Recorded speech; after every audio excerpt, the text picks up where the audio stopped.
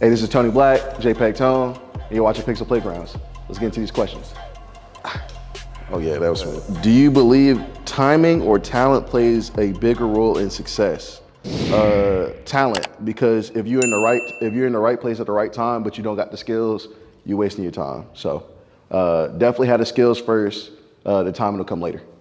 When did you first start feeling like people really noticed your work? So I got my start in sports, doing football, basketball, baseball, whatever it is. And the first time somebody asked me to do their birthday shoot, shout out my boy Cam Gordon. He said, "I'm gonna pay you." I said, "Oh, I can make money from this? We might be all right." So that's when I feel like people first start really noticing my work. But what's a time a shoot didn't go as planned and how did you fix it? I forgot my SD cards to one of my first shoots. The only way to fix that one is just say, "Hold on, I'll be right back." Had to slide down to the CVS and you gotta get back going. So that was my first time a shoot didn't go as planned.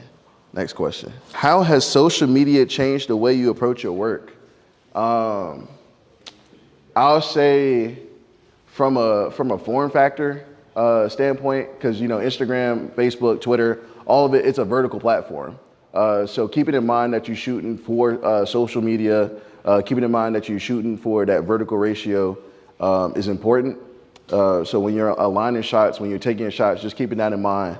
I think that's the biggest way social media has formed how I do my things, or has formed how I shoot it with intention. So, next question: what legacy do you want to leave behind through your visuals? That's a great question.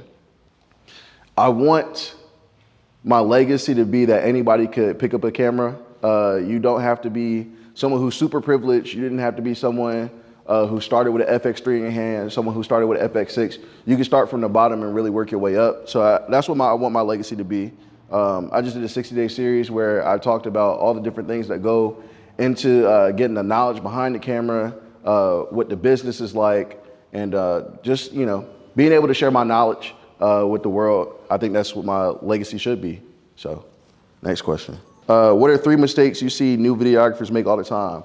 1, shooting at the wrong frame rate. If you're shooting at 24, 60, 120, your frame rate should always be twice. That's the 180 rule. So if your frame rate is 120, then your shutter speed should be 250. If you're shooting at 24, your shutter speed should be 48. If you don't got 48, use 50. That's 1 mistake. 2, use ND filters. If you're shooting outside, don't just crank up your shutter speed. Get an ND filter, get a good one. That's gonna make your colors come out right. That's gonna make your pictures come out right. The third one is not editing in a 24 frame per second timeline. When you're editing, always put it in 24 seconds. That's your 24 frames per second is what your eyes naturally see. And that's why some of your edits look janky. So please put it back in 24 frames per second when you're editing. Next question. How do you mentally reset after a bad shoot or a tough edit? I can't afford to have that. That's my job. Next question. What's your favorite part of being a creative in today's world? Just being able to do different things. With what I do, I'm a creative director for a production company. One day it might be sports. One day it's working for a law firm. One day it's working for a birthday party, a wedding, a church. So just being able to do different things, I think that's the most important to me, is that something new every single day. And if you don't have something that somebody's hiring you to do, you can go create that work for yourself. So creating your own content, you can go film whoever, whatever, because nobody's going to say no. Everybody loves the camera. And so being able to create your own opportunities, that's my favorite part. Next question.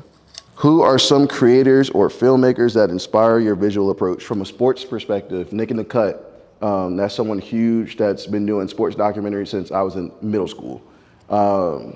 Who else? The guys that just did the USC intro video. I don't know if people have seen that. Again, this is all pretty much from a sports perspective. If you've seen that, go check it out. They just got an Emmy for it. That's another one. And then one last one. I look at Lloyd Visuals. That's a production company here in Charlotte. When you get a chance, take a look at it. And then just being able to take different ideas from everyone. So being able to look at a documentary and say, hey, I want to implement that. Looking at a music video, hey, I want to implement that into what I'm doing now. And just being able to take something small from everyone to create your own style is, something that's huge. Next question. How do you deal with negative feedback online? I don't get negative feedback, so I don't know. Next question. No, you really don't. I mean, on the sports edit, everybody happy. You just see a slam dunk, and you get a fire emoji. So, how did your hometown or environment influence your creative style? So in middle school, so this kind of just talks about my environment. In middle school, I was certified for gifted in visual arts. So I went to a magnet school for painting, drawing, watercolor, charcoal, acrylic. And so being able to be in a space like that where there's so many people that are creative, unfortunately it was a women dominated space, so I stopped doing, the visual arts. But being able to come back and, do what I love, I grew up drawing, I grew up doing all these things.